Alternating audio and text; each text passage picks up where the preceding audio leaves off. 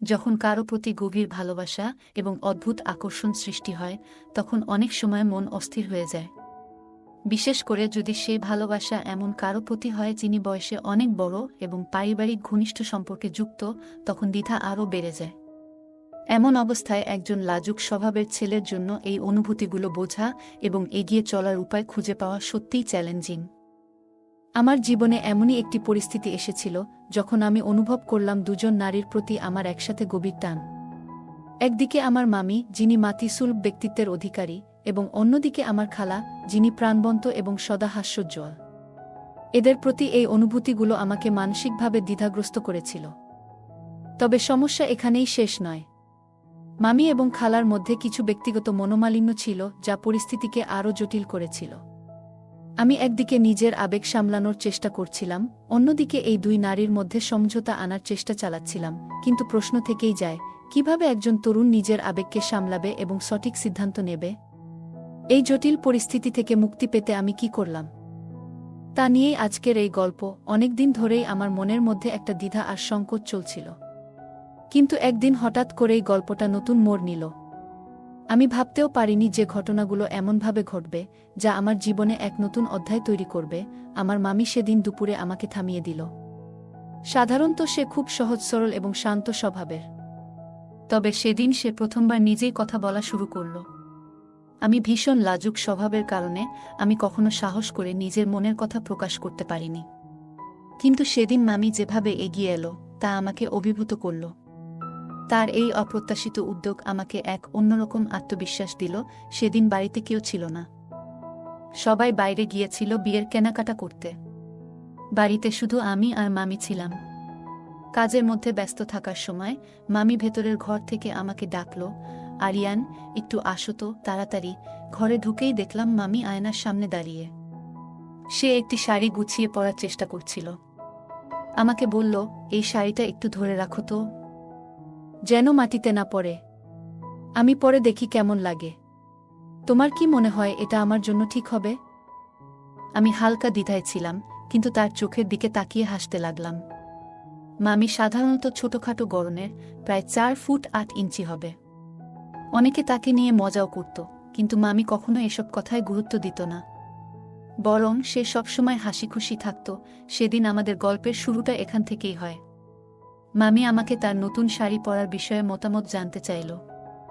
তার সেই সরল প্রশ্ন আর আচরণ আমাকে তার প্রতি আরও শ্রদ্ধা আর ভালোবাসায় ভরিয়ে তুলল।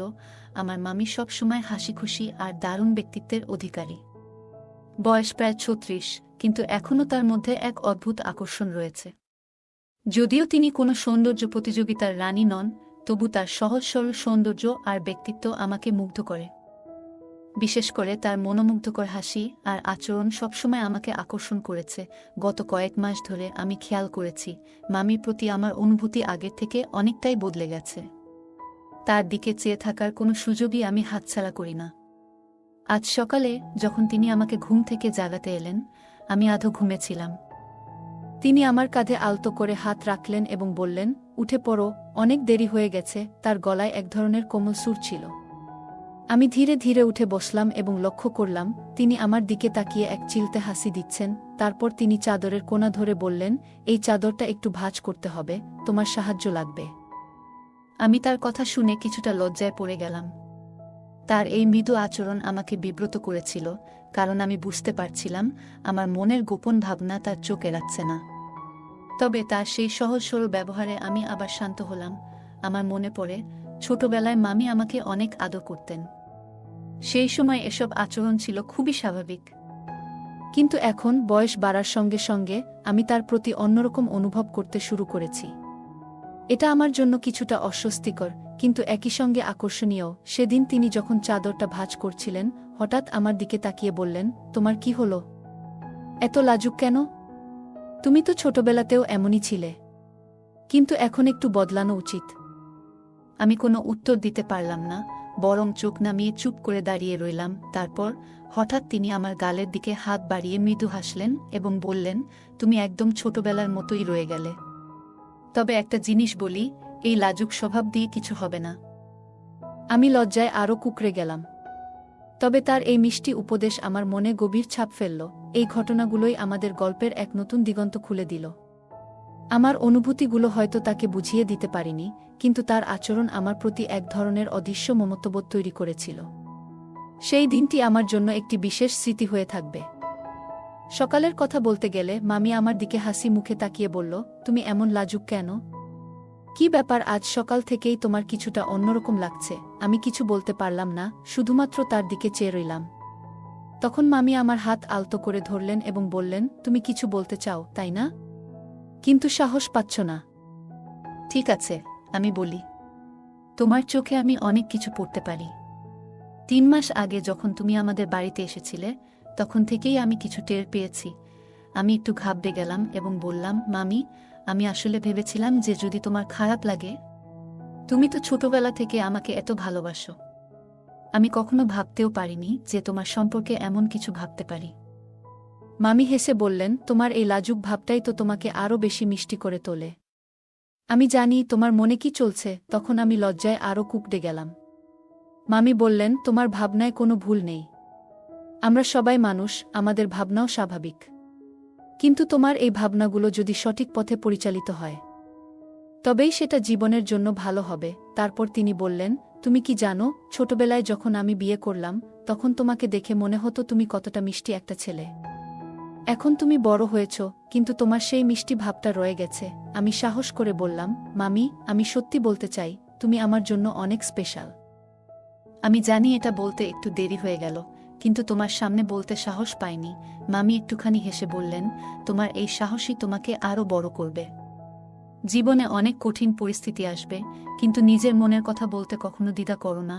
এরপর মামি উঠে গিয়ে দরজাটা বন্ধ করে দিলেন এবং বললেন, তুমি তো খুব ভালো ছেলে, তোমার মতো মানুষের জীবনে সবসময় ভালো কিছুই হবে। তার সেই কথাগুলো আমার মনে গভীরভাবে দাগ কেটে গেল। সকালের ঘটনা। মামি হালকা হাসি মুখে আমার দিকে তাকিয়ে বলল, তুমি এমন লাজুক কেন? তোমার এই মিষ্টি ভাবটাই আমাকে মুগ্ধ করে। আমি কিছু বলতে পারলাম না, শুধু তার কথা শুনে লজ্জায় চোখ নামিয়ে নিলাম। মামি হেসে বলল, তোমার কিছু বলার আছে, তাই না? বলো, আমি শুনছি। আমি সাহস করে বললাম, মামি, তোমার সাথে এমনভাবে কথা বলা আমার পক্ষে খুব কঠিন। আমি ছোটবেলা থেকে তোমাকে খুব পছন্দ করি, কিন্তু আজকাল আমার মনে হয় আমার অনুভূতিগুলো বদলে গেছে। মামি কিছুক্ষণ আমার দিকে তাকিয়ে থেকে মিষ্টি গলায় বলল, তোমার মনের কথা শুনতে আমারও ভালো লাগছে। এরপর মামি বলল, তুমি তো এখন অনেক বড় হয়ে গেছ। আমি জানি ছোটবেলায় আমি তোমার জন্য কতটা গুরুত্ব রাখতাম, কিন্তু এখন তোমার সেই অনুভূতির বদল আমাকে অবাক করছে না। আমি তার কথাগুলো শুনে ধীরে ধীরে আমার লজ্জা কাটিয়ে উঠছিলাম। ঠিক সেই মুহূর্তে দরজার ঘণ্টি বেজে উঠল। মামি একটু বিচলিত হয়ে বলল, আরিয়ান, তো একটু দেখে আয়, কে এসেছে। আমি ততক্ষণে ঘরটা ঠিক করি। আমি দরজা খুলতে গেলাম। দরজার বাইরে ছিলেন পায়েল খালা। তিনি ঘরে ঢুকে বললেন, তোমার এত সময় লাগলো দরজা খুলতে? শরীর খারাপ নাকি? আমি হেসে বললাম, না খালা, একটু কাজ করছিলাম, তাই দেরি হয়ে গেছে। খালা চোখ ছোট করে আমাকে দেখলেন এবং বললেন, তোমার প্রিয়া মামি কোথায়? আমি বললাম, মামি তো ঘরের ভেতর আছে। ডেকে দিই? খালা একটু বিরক্তির সুরে বললেন, থাক, ডাকতে হবে না। খালা ঘরে ঢুকে মামির প্রতি নজর দিলেন। তাদের সম্পর্কের টানাপোড়েন সম্পর্কে সবারই জানা ছিল। যখনই তারা একসঙ্গে থাকতেন, তখনই তাদের মধ্যে ছোটখাটো তর্কবিতর্ক লেগেই থাকত। আজও তার ব্যতিক্রম হল না। খালা এবং মামির মধ্যে পার্থক্য ছিল চোখে পড়ার মতো। মামি ছিলেন স্নিগ্ধ ও হাসি খুশি স্বভাবের, আর খালা ছিলেন কিছুটা রাগী ও গম্ভীর। তাদের দুজনের ব্যক্তিত্ব একেবারে আলাদা। খালা ঘরের দিকে এগিয়ে গেলেন। আমি তখন নিজের মন শান্ত করার চেষ্টা করছিলাম। মামির সাথে হওয়া কথোপকথন আমার মনকে অনেকটা হালকা করে দিয়েছিল। আমাদের বাড়িতে আসা যাওয়ার মধ্যে মামি এবং খালা দুজনই ছিলেন। মামি সবসময় হাসি খুশি আর প্রাণবন্ত, খালা বরাবরই একটু গম্ভীর এবং শৃঙ্খলাপ্রিয়। দুইজনের স্বভাব সম্পূর্ণ বিপরীত। মামির হাসি আর মায়া যেন সবার মন জয় করে নিত। অন্যদিকে খালার ব্যক্তিত্ব ছিল দৃঢ় এবং কঠোর। খালা 5 ফুট 8 ইঞ্চি লম্বা, গায়ের রং শ্যামলা হলেও অনেক আকর্ষণীয়। তার চেহারায় ছিল এক ধরনের দৃঢ়তা, যা তাকে অন্যদের থেকে আলাদা করত। ছোটবেলায় খালার শাসন আর বকাঝকার জন্য তার থেকে একটু ভয় পেতাম। কিন্তু সময়ের সঙ্গে সঙ্গে তার সেই কঠোরতার মধ্যেও মমত্ববোধ খুঁজে পেয়েছিলাম। একদিন খালা আমাদের বাড়িতে এলেন এবং ঘরের ভেতরে ঢুকে আমার বিছানায় বসে পড়লেন। তিনি হালকা হেসে বললেন, আজ খুব ক্লান্ত লাগছে, একটু বিশ্রাম নেব, এই বলে খালা শুয়ে পড়লেন। আমি পাশের চেয়ারে বসে পড়তে শুরু করলাম। তবে মনোযোগ ছিল না। বারবার খালার দিকে চোখ চলে যাচ্ছিল। কিছুক্ষণ পর মামি বাইরে এসে আমাকে ইশারায় ডেকে নিলেন। তিনি মুচকি হেসে বললেন, আমি এখন বাইরে যাচ্ছি। তোমার খালা এসে সব মজা নষ্ট করে দিল। আজ তোমার সঙ্গে অনেকক্ষণ গল্প করব ভেবেছিলাম। মামি হালকা হাসি দিয়ে বললেন, আর শোনো, তোমার খালার সঙ্গে কিন্তু ভালোভাবে থেকো, কোনো ঝামেলা করবে না। আমি মামির কথা শুনে একটু হাসলাম।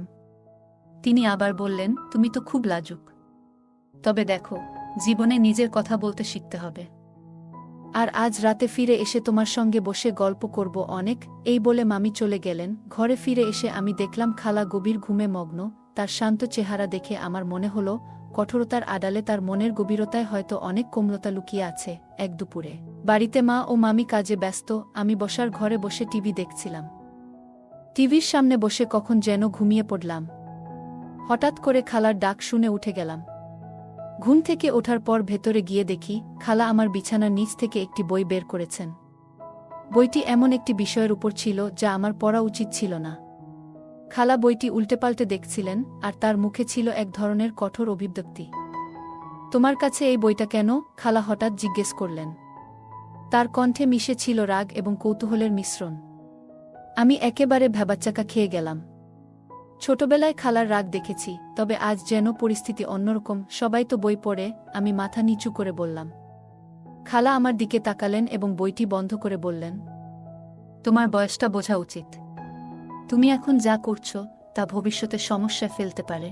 তারপর খালা বইটি রেখে হালকা হেসে বললেন, তুমি কি জানো, ছোটবেলায় যখন তুমি আমার কাছে আসতে আমি তোমার জন্য কত কিছু করতাম। কিন্তু এখন তুমি বড় হয়েছ, তাই নিজের কাজের দায়িত্ব নিতে হবে। এই কথা বলেই খালা আমাকে পিঠে একটা হালকা চাপড় দিলেন। তার মধ্যে কোনো কঠোরতা ছিল না, বরং ছিল স্নেহের প্রকাশ। আমি লজ্জায় মাথা নিচু করলাম। তিনি আবার বললেন, তোমার মামি আজ সকালে যা বলছিল তার মানে এখন বুঝতে পারছি। বড় হওয়া মানে শুধু বয়স বাড়া নয়, নিজের আচরণও বড় হওয়া দরকার। আমি কিছু বলতে পারলাম না। তার কথা শোনার পর মনে হলো, তিনি আমাকে শুধু বকাঝকা করেননি, বরং ভবিষ্যতের সঠিক পথে চলার পরামর্শ দিয়েছেন। এই মুহূর্তে তার রাগ কমে গিয়ে মমতা ফুটে উঠল। আমি ধীরে ধীরে ঘর থেকে বেরিয়ে এলাম। মনে মনে ভাবলাম, জীবনের অনেক জিনিসই শিখতে হবে। আমি ঘরে বসে একটা বই পড়ছিলাম। হঠাৎ খালা এসে দরজার পাশে দাঁড়ালেন। তার চোখে ছিল রাগ এবং মুখে ছিল এক ধরনের কঠোর অভিব্যক্তি। তিনি আমাকে ডাকলেন, এই, এখানে আসো। আমি একটু ঘাবড়ে গিয়ে তার সামনে গিয়ে দাঁড়ালাম। তোমার ওই বইটা কি নিয়ে? এত লুকানোর কি আছে? খালা আমার দিকে তাকিয়ে কঠিন গলায় প্রশ্ন করলেন। আমি ভয়ে থমকে দাঁড়িয়ে রইলাম। ছোটবেলায় খালার রাগ দেখেছি, কিন্তু আজ যেন পরিস্থিতি ভিন্ন। কি বলতে চাইছ খালা? আমি শান্ত গলায় বললাম, তোমার মুখ দেখলেই বোঝা যাচ্ছে কিছু একটা গড়বড় আছে। সবকিছু খুলে বলো, নইলে কিন্তু আমি সত্যিটা বের করেই ছাড়ব। খালা আমার কান ধরে মৃদু টান দিয়ে বললেন। আমি মাথা নিচু করে বললাম, আমি কিছু করিনি খালা। কিন্তু খালা বুঝতে পারলেন যে আমি কিছু একটা লুকাচ্ছি। তিনি বললেন, তোমার মামি তো তোমার খুব খেয়াল রাখে, অথচ তুমি এইসব আজব জিনিস নিয়ে সময় নষ্ট করছো। তার কণ্ঠে ছিল হতাশা আর চোখে ছিল রাগের ছাপ। আমি আস্তে আস্তে বললাম, খালা, আমি দোষ করতে চাইনি। খালা একটু নরম সুরে বললেন, তোমাকে বুঝতে হবে, আমরা বড়রা তোমাদের ভালো চায়। মামি তোমাকে ছোটবেলা থেকে কত ভালোবাসে, আর তুমি এসব করছো। তোমার দায়িত্ব হলো সঠিক পথে চলা। তার কথায় আমার ভেতরে এক ধরনের অপরাধবোধ কাজ করল। আমি মৃদু স্বরে বললাম, খালা, আমি আর কখনো এমন কিছু করব না। খালা আমার মাথায় হাত রেখে বললেন, এই হলো কথা। কিন্তু ভবিষ্যতে এমন কিছু করো না যা তোমার বা তোমার পরিবারের সম্মানের ক্ষতি করতে পারে। আমি লজ্জিত হয়ে তার কথা শুনলাম। খালার কঠোর কথার মাঝেও তার ভালোবাসা প্রকাশ পেয়েছিল। আমি খালার দিকে তাকিয়ে খুব মৃদু গলায় বললাম, তুমি সত্যিই খুব ভালো খালা। আমার সবকিছুর খেয়াল রাখো। খালা অবাক হয়ে বললেন, খেয়াল রাখা মানে কি? এসব কথা বলা, এসব তোমার মাথায় কেন আসে?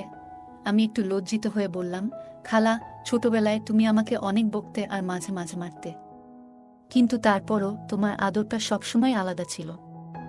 সেই জন্যই তুমি আমাকে অনেক পছন্দের। খালা কিছুক্ষণ চুপ করে রইলেন। তারপর বললেন, তোমার মামিকে কেন এত পছন্দ করো? সে তো ফর্সা, সুন্দর, আর আমি তো কালো, সাধারণ। তাহলে? আমি কিছুক্ষণ চুপ করে থেকে বললাম, তুমি কালো নও খালা, তোমার গায়ের রং তো সুন্দর, আর তোমার চুল, তোমার হাসি, সবই আমার খুব ভালো লাগে। খালা হেসে বললেন, তোমার কথা শুনে মনে হচ্ছে তুমি বড় হয়ে গেছ, কিন্তু আমার কাছে তো তুমিই সেই ছোট্ট ছেলেটা। তার চোখে একটা মমতার আভা ছিল। আমি বললাম, খালা, তোমাকে আর মামিকে আমি খুব পছন্দ করি, তোমরা দুজনই আমাদের বাড়ির প্রাণ। খালা বললেন, তাহলে ভালো করে পড়াশোনা করো আর বড় হয়ে আমাদের গর্বিত করো, আর এসব আজব চিন্তা মাথা থেকে ঝেড়ে ফেলো। আমি মাথা নিচু করে বললাম, ঠিক আছে খালা। 000। আমি তখন তাকিয়ে আছি। খালা কিছুক্ষণ চুপচাপ দাঁড়িয়ে রইলেন। তারপর তিনি হঠাৎ আমার কাছে এলেন এবং বললেন, তুমি তো অনেক বড় হয়ে গেছ। 10 মিনিটের মধ্যেই তিনি উঠে দাঁড়ালেন, কিন্তু কিছু না বলেই বাইরে চলে গেলেন। আমি তখন দরজার হালকা শব্দ শুনতে পাই। কিছুক্ষণ পরে খালা ফিরে এলেন এবং বেডরুমের দরজা বন্ধ করে দিলেন। তিনি কাছে এসে শান্ত গলায় বললেন, আজ কেউ আসবে না? আমি কিছুটা অবাক হয়ে জিজ্ঞেস করলাম, সত্যিই কেউ আসছে না? তিনি দৃঢ়ভাবে বললেন, না, রাত পর্যন্ত কেউ আসবে না। তার কথা শুনে আমিও চুপ করে রইলাম। তিনি হালকা হেসে বললেন, আরিয়ান, তুই খুব ভালো ছেলে, কিন্তু আমি তোকে নিয়ে এত কিছু জানতাম না। যদি আগে জানতাম তাহলে। তারপর তিনি একটু থেমে বললেন, এখন উঠে দাঁড়া, আমাকে একটু সাহায্য করো, আর মামিদের কাছে বারবার যাস না। আমি আছি তো, যখনই তোর কোনো দরকার হবে সোজা আমার কাছে আসিস। আবার মামির সঙ্গে সময় কাটাতে যেতে আমি 3 দিন লাগালাম। তারপর একদিন মামি আমাকে বাড়ির মধ্যে ইশারায় ডাকলেন। তখন কিছু করার দরকার পড়ল না, মামি সবকিছু ঠিকঠাক করে নিয়েছিলেন। পরদিন সকালে সবাই মন্দিরে যাওয়ার প্রস্তুতি নিচ্ছিল। আমি তখনও ঘুমাচ্ছিলাম। মামি মাকে বললেন, তুমি আগে যাও, আমি একটু পরে আসছি। তিনি কিছু কাপড় ঠিক করার জন্য আমার ঘরে এলেন। স্নানের পর তিনি তাজা লাগছিলেন এবং হাতে শাড়ি নিয়ে দরজা বন্ধ করলেন। তারপর তিনি আমার চাদর সরিয়ে বললেন, তুই এখনো ঘুমাচ্ছিস? সকাল হয়ে গেছে, ওঠ, তোকে দেখে বেশ ভালো লাগছে। আমি কিছুটা অস্বস্তি নিয়ে উঠে বসলাম। তিনি হালকা হেসে বললেন, কাল রাতে তুই ভালো ঘুমিয়েছিস তো? আমি একটু অস্বস্তি অনুভব করছিলাম। তারপর তিনি বললেন, এই কাপড়গুলো মনে করে ধুয়ে নিস, না হলে হয়তো কেউ ব্যবহার করে ফেলবে। কিছুক্ষণের মধ্যেই তিনি বেরিয়ে গেলেন। সেদিন পুরোটা সময় আমার মন বেশ অস্থির ছিল। তবে পরের দিন সকালে শুনলাম মামি শহরে মামার সঙ্গে কোনো কাজের কারণে গেছেন। তারা সেখানে 2 দিন থাকবে। 2 দিন ধরে মামিকে দেখতে পাচ্ছিলাম না। মনের ভেতর এক অদ্ভুত অস্থিরতা কাজ করছিল। মামি কোথায় গেলেন তা জানার জন্য বারবার খুঁজছিলাম। অবশেষে দুপুরে মামি কাজ থেকে ফিরে এলেন। দুপুরের খাবারের সময় তিনি আমার দিকে তাকিয়ে মুচকি হাসলেন। সেই হাসির মধ্যে যেন লুকিয়েছিল একরাশ রহস্য। খাবার শেষে মামি আমাকে ইশারা করে ডেকে বললেন, তোর মাকে বলে দে আমি সন্ধ্যাবেলা বাইরে যাব, তুইও যেন একটা অজুহাত দিয়ে চলে আসিস। মামি যা বললেন তাতে আমার মন আনন্দে ভরে উঠল। তার কথার অর্থ ছিল স্পষ্ট, কিন্তু কেন? কি কারণে মামি আমাকে নিয়ে যেতে চাইছেন? সন্ধ্যার সময় মামি বের হয়ে যাওয়ার পর আমি মাকে বললাম, আমি বন্ধুর বাড়ি যাচ্ছি, রাতের আগেই ফিরে আসব। মামি আগে থেকেই একটি গাড়ি ঠিক করে রেখেছিলেন। মামি আমাকে তাদের বাড়ি নিয়ে গেলেন। সেখানে পৌঁছানোর পর আমি দেখলাম ঘরে কেউ নেই। মামা কাজের জন্য বাইরে ছিলেন আর তাদের মেয়ে অন্য শহরে পড়াশোনা করছে। মামি আমাকে বললেন, তুই আরাম করে বিশ্রাম নে, কয়েক ঘন্টার মধ্যে তুই ফিরে যাবি। মামি আমার দিকে যেভাবে তাকাচ্ছিলেন তাতে বোঝা যাচ্ছিল যে আজকের পরিকল্পনাটি খুব গোপনীয়। এই পুরো সময়টা যেন এক রহস্যে মোড়া ছিল। ঘরে থাকার সময়টুকুতে মামি সবসময় নিশ্চিত করছিলেন যেন কারো সন্দেহ না হয়। বাড়ি ফিরেই মামি দরজা বন্ধ করলেন এবং হাসি মুখে বললেন, কি রে, এত তাড়াহুড়ো কেন? আমি তো পালাচ্ছি না। এরপর তিনি চায়ের জন্য রান্নাঘরের দিকে চলে গেলেন। মামি ফিরে এসে বললেন, দেখি 2 দিন ধরে তোকে দেখিনি, ভাবলাম তুই ভুলে গেছিস। তুই তো আসবি না, আমাকেই তোকে ডেকে আনতে হলো। আমি হেসে বললাম, কি করব বলুন? ওদিকে পায়েল খালা এসেছিলেন, সবকিছুর উপর নজর রাখছিলেন। মামি একটু চিন্তিত মুখে বললেন, ও বুঝি কিছু জানে নাকি আমাদের ব্যাপারে? আমি অন্যদিকে কথাটা ঘোরানোর চেষ্টা করলাম, কিন্তু মামি আমার মনের ভাব ঠিকই বুঝে ফেললেন। অবশেষে আমাকে সত্যি কথাটা বলতে হলো। মামি গভীর চিন্তায় পড়ে গেলেন। ওই পায়েল তো সব সময়ই একটা না একটা কথা নিয়ে লেগে থাকে, তার ছেলের সঙ্গে তুলনা করে জলে পুড়ে মরে। এরপর মামি একটু মজা করেই বললেন, তুই কি জানিস, সেদিন আমি বাইরে গেলে ও তোকে বকাচকা করেছে। ঠিক বলো, কিছু বলেছিল নাকি? আমি মাথা নাড়লাম, কিন্তু মামি কিছুতেই বিশ্বাস করলেন না। তিনি বারবার জিজ্ঞেস করতে থাকলেন, সত্যি করে বলো, মিথ্যে বললে কিন্তু আর কথা বলবো না। শেষে আমি স্বীকার করলাম। মামি একটু রেগে গেলেন, বদমাশ ছেলে, 2 দিনে 2 বার তোকে বকাচকা করেছে, কি দরকার ছিল পায়েলকে এসব বলার? আমি বললাম, মামি আমি তো কিছু করিনি। উল্টে উনি আমাকে দোষারোপ করছিলেন, বলছিলেন তোমার মামি তো এত সুন্দরী, আমি তার সামনে কিছুই না, উনি তো সবসময় আমাকে এড়িয়ে চলেন। এই কথা শুনে মামি হেসে ফেললেন, তার চোখে মুখে হাসির ঝিলিক ছিল। বললেন, ওরে বাবা, এত বড় কথাও বলেছে, এখন দেখ আমি কি করি। পায়েল খালার সঙ্গে এই তুলনা নিয়ে আরেকদিন কথা বলতেই হবে। ঘর জুড়ে হাসির রেশ ছড়িয়ে পড়ল। মামি যেন পুরো বিষয়টাকে নিজের মতো করে সামলে নিলেন। গল্পটি এক অন্যরকম রোমাঞ্চ নিয়ে শেষ হল। মামি কিছুক্ষণ চুপচাপ রইলেন, তারপর মৃদু হেসে বললেন, কি বলবো রে, আমি তো কখনো কিছু বলিনি, ওরাই সবসময় ঝগড়া করতে আসে, তবে মানুষ হিসেবে খারাপ নয়। এই বলে মামি উঠে গেলেন, বললেন, এক কাজ করি, তোর জন্য কফি বানাই, তুই তো দেখি অনেক ক্লান্ত, সময়ও আছে 3 ঘন্টার মতো। আমি হাসতে হাসতে বললাম, মামি যদি বলো, আমি 2-4 ঘন্টাও তোমার পাশে থাকতে রাজি। মামি আমার কথা শুনে হাসলেন এবং ভালোবেসে আমার পিঠে চাপড়ে দিলেন। তারপর তিনি কফি বানাতে গেলেন। এদিকে আমি বই বের করে দেখতে লাগলাম। মামি ফিরে এসে কফি খেতে খেতে বললেন, কি রে, এটা কোনো বই? তোর কাছে এমন সব বই আসে কিভাবে? আমি হেসে বললাম, মামি আগে কখনো দেখনি নাকি? মামি বললেন, না রে, এমন বই তো কখনো দেখিনি। কলেজে 2-1টা সাধারণ বই দেখেছি, কিন্তু এরকম নয়। আমি একটু মজা করেই বললাম, মামি একটা কথা বলি, রাগ করবে না তো? আর মারবেও না, তোমার আমার কসম। মামি চোখে কৌতূহল নিয়ে বললেন, বলে ফেলো রে। আমি কিছুতেই রাগ করব না। আমি একটু লজ্জা পেয়ে ধীরে ধীরে বললাম, মামি তোমাকে আর খালাকে নিয়ে মাঝে মাঝে স্বপ্ন দেখি, খুব অদ্ভুত সব স্বপ্ন। এই কথা শুনে মামি অবাক হয়ে আমার দিকে তাকালেন, তারপর বললেন, কি সব বোকামি কথা বলছিস, লজ্জা করে না তোর? দাঁড়া, তোকে আমি ঠিক করছি। এটা বলেই মামি আমার কান মুচড়ে দিলেন।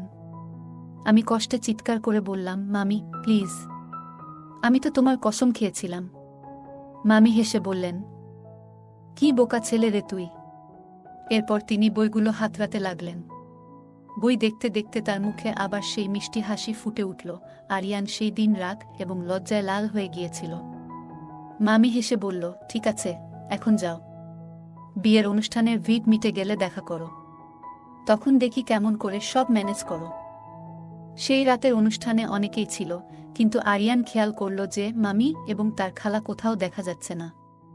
কিছুক্ষণ পর সে দেখে তারা দুজন এক পাশে দাঁড়িয়ে গল্প করছে। মামি বেশ কিছু বলছিল, কিন্তু খালা তার কথা মন দিয়ে শুনছিল। আরিয়ান ভাবল, এটা তো বেশ অদ্ভুত ব্যাপার। পরদিন সকালে আরিয়ান আবার মামির সঙ্গে কিছু সময় কাটানোর সুযোগ পায়। তখন সে তার মনের কথা খুলে বলে। মামি মুচকি হেসে বলল, তুমি সত্যি কি আমার প্রেমে পড়েছ, নাকি আমাকে দেখলেই তোমার মাথা গরম হয়ে যায়?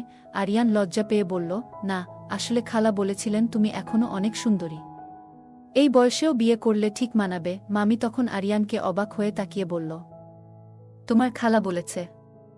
আমি তো ভাবছিলাম সে আমার চেয়ে সুন্দর, কিন্তু তার আমার উপর এত রাগ কেন, সেটা বুঝতে পারি না।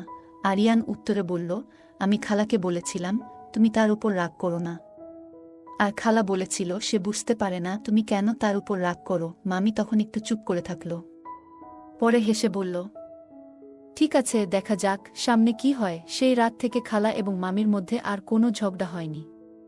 তারা একসঙ্গে হাসি খুশি গল্প করতে শুরু করল। এমনকি একদিন আরিয়ান দেখে তারা একসঙ্গে কোনো কৌতুকে উচ্চস্বরে হাসছে। এরপর দিন ছিল রিসেপশন। সবাই প্রস্তুতি নিয়ে চলে গিয়েছিল, শুধু বাড়িতে ছিল আরিয়ান, মামি এবং খালা। মামি একটি গহনার হুক আটকে দিতে পারছিল না। সে আরিয়ানকে ডেকে বলল, এই আরিয়ান, একটু আসো তো, এই হুকটা আটকে দাও। খালা তখন নিজের চুল ঠিক করছিল, তাই ভেতরে চলে গেল।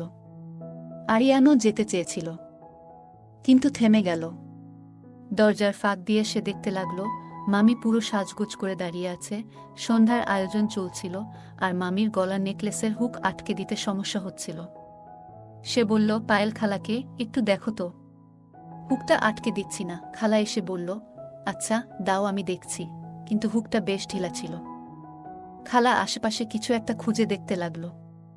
কিছু না পেয়ে শেষ পর্যন্ত সে দাঁত দিয়ে হুকটা ঠিক করল। মামির চোখে কৃতজ্ঞতার ঝিলিক ফুটে উঠল। খালার এমন আচরণে মামি একটু চমকে গেলেও নিজেকে সামলে নিয়ে সোজা হয়ে দাঁড়াল। শেষে হুকটা ঠিক হয়ে গেল।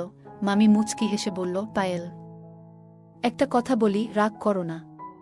তোমার এই শাড়িতে তুমি সত্যিই দারুণ লাগছো। পেল খালা একটু লজ্জা পেয়ে বলল, ধন্যবাদ, কিন্তু তোমার সাজও কম সুন্দর নয়। আজ কি তুমি লাল শাড়িটা পরবে? প্রিয়া মামি বলল, ভাবছিলাম লালটা পরব, কিন্তু তোমার পরামর্শে সবুজ শাড়িটা পরে নিলাম। তুমি বলেছিলে এটা পরলে ভালো লাগবে।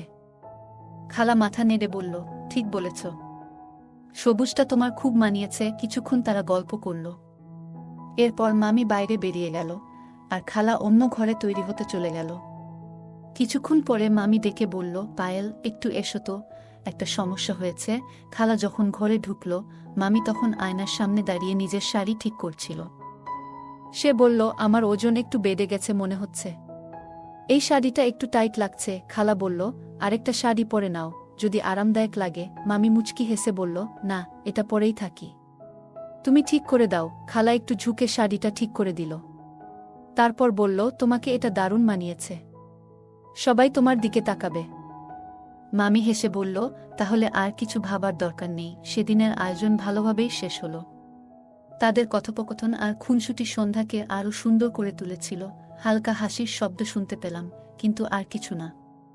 মিনিট পেরিয়ে গেল, আমি ভাবছিলাম ভেতরে কি হচ্ছে।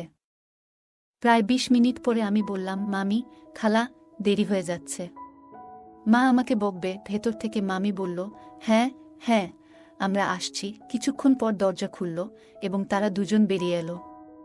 তাদের মুখে এক ধরনের রহস্যময় হাসি ছিল। আজ খালাকে দেখতেও অসাধারণ লাগছিল। তারা দুজন এত সুন্দর লাগছিল যে আমি মুগ্ধ হয়ে গেলাম। তারা আমার দিকে তাকিয়ে হেসে বলল, এইভাবে তাকিয়ে আছো কেন?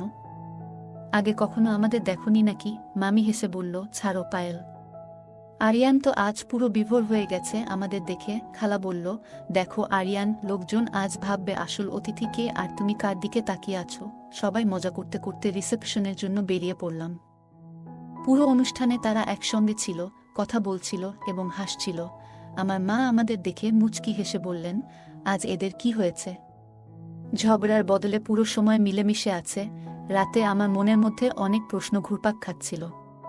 তারা ভেতরে সাজছিল নাকি অন্য কিছু করছিল? পরদিন অতিথিরা ধীরে ধীরে বিদায় নিচ্ছিল। খালা, যিনি সাধারণত দিল্লিতে থাকেন, চলে যাওয়ার কথা ভাবছিলেন, কিন্তু মামি তাকে বলল, পায়েল, তুমি কি এখানে আরও কিছুদিন থাকতে পারবে? আমি একা হয়ে যাব। আমার মা বিস্মিত হয়ে তাকালেন। যারা আগে এক মুহূর্তে একে অপরকে সহ্য করতে পারত না, তারাই এখন একসঙ্গে থাকার কথা বলছে। আমার মা হাসতে হাসতে বললেন, তাহলে তুই থাক, তোর মামি আর খালার সঙ্গে থেকে ভালো সময় কাটাবি। আমি খুশি হয়ে বললাম, হ্যাঁ মা, আমি এখানেই থাকব। তবে আমার মনে হচ্ছিল, এই দুইজন একসঙ্গে থাকলে আমাকে নিয়ে কি পরিকল্পনা করবে কে জানে। পরের দিন বিকেলে বাবা মা বেরিয়ে গেলেন। আমি, মামি আর খালা একা রইলাম। খালা বিদায় নেওয়ার আগে মজা করে আমার গালে চাপ দিয়ে বললেন, তোর মুখ দেখে মনে হচ্ছে খুব কষ্ট হচ্ছে আমাকে যেতে দেখে। আমি মুচকি হেসে বললাম, খালা, তুমি আমাদের সঙ্গে থাকো, একসঙ্গে মজা করব। রাতে আমরা তিনজন একসঙ্গে গল্প করছিলাম। মামি আমাকে বললেন, আজ রাতে কে কোথায় ঘুমাবে? আমি বললাম, আমি বাইরের ঘরে ঘুমাবো, তোমরা ভেতরে আরামে এসি চালিয়ে ঘুমাও। আমার কথা শুনে তারা হেসে উঠলেন। খালা বললেন, আরে না, তুই বাইরের ঘরে কিভাবে থাকবি? তুই ভেতরে থাক, আমি বাইরে ঘুমাই। মামি বললেন, তা তো হবে না, তুই ভেতরে ঘুমা পায়েল, আমি বাইরে ঘুমাই। তাদের মধ্যে এই তুই ঘুমা আমি ঘুমিখু নিয়ে হাসাহাসি চলতে লাগল। আমার দিকে তাকিয়ে বারবার হেসে উঠছিলেন, মনে হচ্ছিল আমায় নিয়েই মজা করছেন। অবশেষে তারা আমায় বললেন, তুই বল আরিয়ান, তুই কোথায় ঘুমাবি? আমি বললাম, সবাই একসঙ্গে ভেতরের ঘরে ঘুমাই। বড় বিছানা আছে, আমরা সবাই আরামে থাকতে পারব। আমার কথা শুনে তারা এত হাসলেন যে হাসি থামাতে পারছিলেন না। শেষ পর্যন্ত আমরা তিনজন একসঙ্গে গল্প করতে করতে ঘুমিয়ে পড়লাম। সেই রাতে তারা আমাকে নিয়ে কি পরিকল্পনা করছিলেন সেটা হয়তো আমি কখনোই জানতে পারব না। রাতের কথা বলি। মামি হেসে বললেন, ঠিক বলেছিস, চালাক ছেলে। চলো আমরা সবাই ভেতরে গিয়ে একসঙ্গে ঘুমাই। আমরা একসঙ্গে বড় বিছানায় ঘুমাতে গেলাম। আমি মাঝখানে শুয়েছিলাম, আর মামি আর খালা আমার দুপাশে। তারা একে অপরের দিকে তাকিয়ে হাসছিলেন। তাদের সেই গোপন হাসি দেখে আমার মনে হলো, আজ রাতে নিশ্চয়ই কিছু ঘটনা ঘটবে। বন্ধুরা, যদি এই গল্পটি ভালো লেগে থাকে তাহলে দয়া করে ভিডিওটি লাইক করুন এবং আমাদের চ্যানেলটি সাবস্ক্রাইব করুন।